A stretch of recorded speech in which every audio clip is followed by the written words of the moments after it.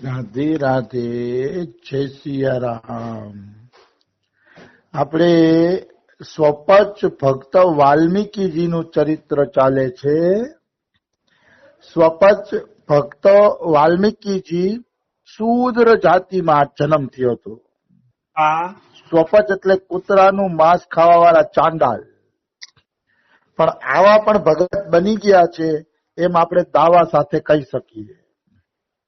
તો પાંડવ યજ્ઞ કર્યો તો ઈ યજ્ઞમાં કૃષ્ણ ભગવાને એક શંખ મૂકેલો હતો. કૃષ્ણ ભગવાને કીધું કે જો યજ્ઞ સરસ રીતે પૂરો થઈ જશે ને તો આ શંખ વાગશે, અને આ શંખ ન વાગે તો માનવાનું કે યજ્ઞ અધૂરો છે. તો આખો યજ્ઞ પૂરો થઈ ગયો પણ શંખ ન વાગ્યો. એટલે કૃષ્ણને બધા પૂછે છે કે શું આમાં ખામી રહી ગઈ? તો કે એક પ્રેમી ભક્તએ ભોજન નથી કર્યું. તો કે કેવો ભક્ત છે?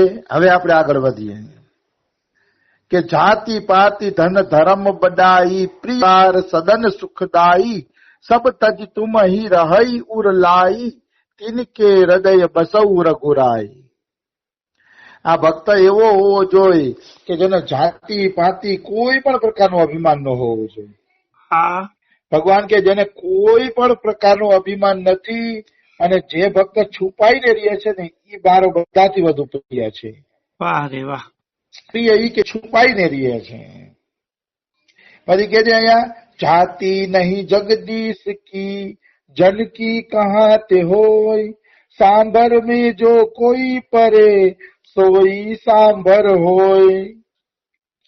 મતલબ જાતિ નહીં જગદીશ કી, ભગવાનની કોઈ જાતિ નથી. કારણ કે બધી જાતિમાં ભગવાને અવતાર લીધો છે. મૂળ જે કોઈ જાતિ નથી. કોઈ એમ કે શંકર ભગવાન કઈ જાતિના છે? અથવા કૃષ્ણ કઈ જાતિનો છે? કોઈ એમ કે કૃષ્ણ તો આયર હતા, આયરના ઘરે ઉછેર થયો હતો. કોઈ કે ક્ષત્રિય હતા, વસુદેવના ઘરે જન્મ હતા. પણ એ તો પૃથ્વી ઉપર મૂળ જે ગોલોકનું કૃષ્ણ છે એની શું જાતિ છે? તો કે કોઈ જાતિ નથી, જગદીશની કોઈ જાતિ નથી. તો ભક્તની જાતિ ક્યાંથી હોય? ભક્તની પણ જાતિ પાતિ જોવી જોઈએ નહીં. જેમ કે સાંભર મેં જો કોઈ પરે સોઈ સાંભર હોય. મતલબ રાજસ્થાનમાં એક ખારા પાણીનું સરોવર છે, એનું નામ છે સાંભર. સરોવરનું નામ છે સાંભર. એ સાંભર સરોવરમાં લોડું નાખો, લાકડું નાખો, ગમે એ નાખો ને ઈ સાંભર સરોવર એને હળવતું હળવતું પોતાના જેવું બનાવી લે, પાણી જ બનાવી લે. મતલબ કારણ કે મીઠા નમકનો એક નિયમ છે કે નમકમાં કોઈ પણ વસ્તુ ચોપડી દો ને એટલે ધીરે ધીરે હળી જાય. નમકની તાકાત એવડી છે. આવી વસ્તુ છે. એટલે સાંભર સરોવરમાં જે કોઈ વસ્તુ નાખવામાં આવે છે એ વસ્તુ સાંભર જ બની જાય છે. પછી એટલે અભિમાન કરવું જોઈએ નહીં. પછી અહીંયા કે છે સ્વયં ચૈતન્ય મહાપ્રભુ એમ કહે છે ગોપી ભરતુ પદ કમલ યોહો દાસ દાસાનું દાસ. લ્યો સ્વયં ચૈતન્ય મહાપ્રભુ કે છે હું ગોપીઓના ચરણ કમલમાં જે ભક્તિ રાખે છે એવા દાસોનો દાસોનો દાસોનો દાસ છું. સ્વયં ચૈતન્ય મહાપ્રભુ પોતાના અષ્ટક શ્લોકની અંદર આવી વર્ણન કરે છે. અને પાંડવ ગીતામાં પણ કહેવામાં આવ્યું છે ત્વદ ભૃત્ય ભૃત્ય પરિચારક ભૃત્ય ભૃત્ય ભૃત્યસ્ય ભૂત્ય ઇતિ મામ સ્મર લોકનાથ. મતલબ લોકનાથ એટલે ભગવાન. હે લોકોના નાથ ભગવાન, હું તમારા સેવકોનો સેવકોનો સેવકોનો સેવક બની જાવ એવી મારા ઉપર કૃપા કરો. જો કોઈને એમ થતું હોય કે મારે ભગવાનનો પ્યારો ભક્ત બનવું છે તો ઈ હજી ગલત વિચારમાં છે. પણ કોઈ એમ કે મારે ભક્તોના ભક્ત બનવું છે, ભગવાન પાસે ન પહોંચાય તો કઈ નહીં, ભક્તોની ભક્તિ મળી જાય તો અતિ ઉત્તમ છે, તો માનવાનું કે એનો રસ્તો સહી દિશામાં છે. ભગવાન તો દૂરની વાત છે, ભક્તોની સેવા મળી જાય, ભક્તો પાસે દાસ બની જાય તો બહુ ઉત્તમ છે. આવી વસ્તુ છે.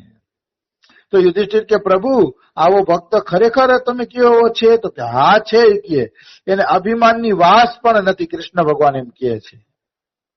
તો કે ભક્તનો અહંકાર તો જયારે જીવ ભગવાનની શરણાગતિમાં જાય ત્યારે જ દૂર થઈ જાય છે.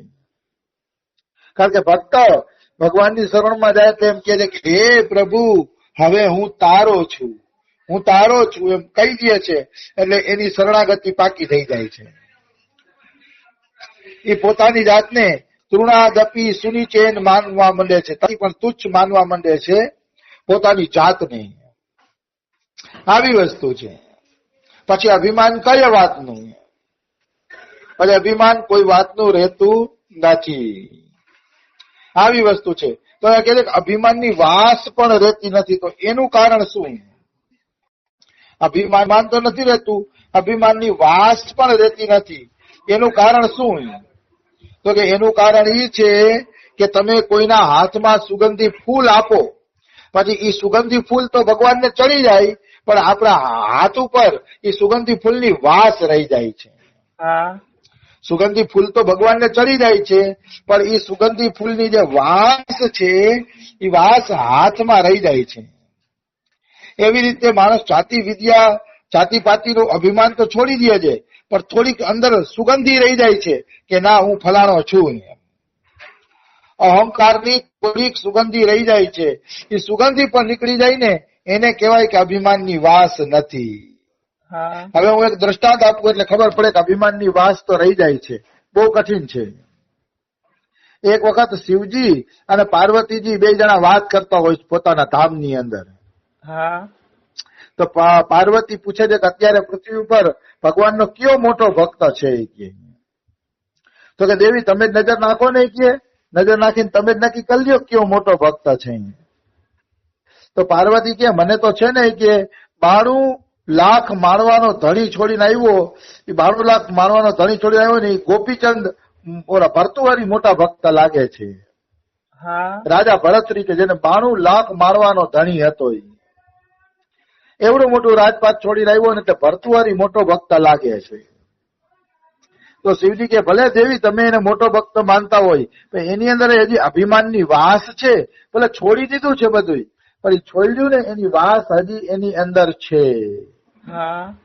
તો કે કેવી રીતે? તો કે હું તમને દેખાડું. પછી શિવજીએ એક વ્યક્તિ મનુષ્યનું રૂપ ધારણ કર્યું શિવજીએ, અને આ 92 લાખ મારવાના ધરી ભરતુહરી મધુકરી માગીને આવતા હતા. મધુકરી માગીને આવતા હતા ને એટલે એના હાથમાંથી મધુકરી જટી નીચે નાખી દીધી શિવજીએ. મધુકરીની રોટલીઓ છે ને એ રોટલીઓ જટીને નીચે નાખી દીધી. તો પાછી આ લઈ લીધી ભરતુહરી, એ રોટલી સાફ કરીને ઝોલામાં નાખી દીધી. પાછી ઝોલામાં કાઢી નીચે નાખી દીધી. 2-3 વખત મહાદેવ એ રોટલીને કાઢી નીચે નાખી દે છે. ત્યારે ઓલા ભરતુહરી શું બોલે ખબર છે? હું 92 લાખ મારવાનો ધણી હતો, એ 92 લાખ છોડીને આવ્યો છું, તો હું 2-5 રોટલી નહીં છોડી શકું? કે શિવજી કે જો અહીંયા તમને તમારી ભૂલ થાય છે. હજી તમને યાદ છે કે હું 92 લાખ મારવા છોડીને આવ્યો છું? હજી તમને યાદ છે? એ અભિમાનની વાસ છે. ભલે બધું એને ત્યાગ તો કર્યો હતો, પણ અભિમાનની વાસ નહોતી ગઈ. અભિમાનની વાસ એની અંદર હતી કે હજી હું 92 લાખ મારવાનો ધણી છું, એ છોડીને આવ્યો છું. તો કહેવાનો અર્થ છે અભિમાનની વાસ રહી જાય એવું નથી. હું પ્રિયાસન છું, હું નોકરી કરતો તો યાદ તો હોય ને હજી આપણે. એ છે અભિમાનની વાસ. એ અભિમાનની વાસ પણ નીકળી જાય ને એ ભક્ત ભગવાનને અતિશય પ્યારો છે. એટલે અભિમાન બિલકુલ, અને ભક્તોના તો રોમ રોમ ની અંદર ભક્તિ સમાયેલી હોય, ત્યાં અભિમાનને સ્થાન જ ન હોવું જોઈએ. અભિમાનને શું સ્થાન આપવાનું હોય? ભૂલી જવાનું કે હું ભાઈ નોકરી કરતો હતો, પ્રિયાસરણ હતો, કે આ નામ હતું, ઓલું હતું, કઈ યાદ નહીં રાખવાનું. આવી વસ્તુ છે. તો કહેવાનો ભાવ છે કૃષ્ણ એમ કે જેને અભિમાનની વાસ નથી ને એવો ભક્ત તમારી ઘરે ભોજન નથી કર્યો. તો ભગવાનની આ વાત સાંભળીને યુધિષ્ઠિર બોલે છે કે પ્રભુ સત્ય છે, એવો વ્યક્તિ ખરેખર અહીંયા ભોજન નહીં કર્યો હોય કે, પણ આવો ભગવત ભક્ત તો આપણા નગરની આસપાસ નથી દેખાતો હોય કે, જેનામાં અહંકારની ગંધ ન હોય એવો ભક્ત કદાચ બીજા લોકમાં હશે. તો હું અમારે બીજા લોકમાં જઈને જમવા બોલાવો. યુધિષ્ઠિર એમ કહે છે કે આપણા ગામમાં તો મેં આવો કોઈ ભક્ત જોયો નથી કે જેનામાં અભિમાનની ગંધ ન હોય કે, તો બીજા લોકમાં હોય તો બતાવો, તો ત્યાંથી અમે તેડી આવીએ. ભગવાન કહે છે અરે બીજા લોકમાં જવાની જરૂર નથી, બીજા લોકમાં ક્યાં ધક્કા ખાવાની તમારે જરૂર છે કે તમારા ગામની અંદર જ એવો ભક્ત છે. તો પ્રભુ કેવી વાત કરો છો, ગામમાં આવો મોટો ભક્ત રહેતો હોય ને અમને ન ખબર હોય? ભગવાન કેવી છુપાઈને રહે છે, એને તો જાણ જ નથી થવા દીધી કે હું આવડો મોટો ભક્ત છું, કે છુપાઈને રહે છે. તો કે તો પ્રભુ અમારા નગરમાં રહેતો હોય તો અમે તો જોયો નથી કોઈની. તો કૃષ્ણ કે તમે જોયો છે, તમારી નજર એના ઉપર પડી છે પણ તમે ઓળખી નથી શક્યા. તો કે પ્રભુ એવું હોય? આવા ભક્તની નજર પડે ને અમે ઓળખીએ નહીં કે ક્યાં ક્યાં છે, અમે ક્યારે જોયો એને? તો કે રાત અને દિવસ, સવાર અને સાંજ તમારા ઘરે આવે છે, સેવાના કામ કરે છે અને સેવાના કામ કરીને વયા જાય છે. તમારા જ ઘરે રોજે રોજ સેવાનું કામ કરવા આવે છે, તોય તમે ઓળખતા નથી. આ સાંભળીને તો પાંડવો આશ્ચર્યચકિત થઈ ગયા, ઋષિ મુનિઓ આશ્ચર્યચકિત થઈ ગયા કે જે પાંડવના ઘરમાં રોજ આવે છે એવા ભક્તને જો અમે ઓળખતા નથી. પાછો રોજ આવે છે. હવે વિચારો તમે કેટલો છુપાઈને રહ્યો હશે કે પાંડવોના ઘરમાં રોજ આવે છે તોય પાંડવો એને ઓળખી શક્યા નથી. એની ભક્તિ કેટલી ગોપનીય હશે, પોતાની જાતને એને કેટલું બધું સંતાડીને રાખ્યું હશે. આવી વસ્તુ છે. તો તે તમારા ઘરમાં રોજ આવે છે. પછી તો પાંડવો આશ્ચર્યચકિત થઈ ગયા, ઉત્સુક બની ગયા કે હવે આવા ભક્તના દર્શન કરવા જોઈએ, આવા ભક્તના દર્શન કરીને આંખને સફળ કરવી જોઈએ. ઉત્સુક થઈ ગયા એ ભક્તના દર્શન માટે. એટલે કે પ્રભુ કૃપા કરો હોય કે હવે પહેલિયા ન બુજાવો હોય કે બતાવો એનું નામ શું છે, એ ક્યાં રહે છે કે એટલે ઝડપથી અમે એના દર્શન કરીએ. એના દર્શન કરીને અમે સૌભાગ્યશાળી બનીએ કે અને અમારે દોડીને એના ચરણોમાં લીપડાઈ જવું છે. મતલબ એવા ભક્તના ચરણની રજ તો અમારે પણ લેવી છે. તો બતાવો પ્રભુ એવો ભક્ત ક્યાં છે? ભગવાનને પૂછે છે. ભગવાન ચિંતામાં પડી જાય છે, કારણ કે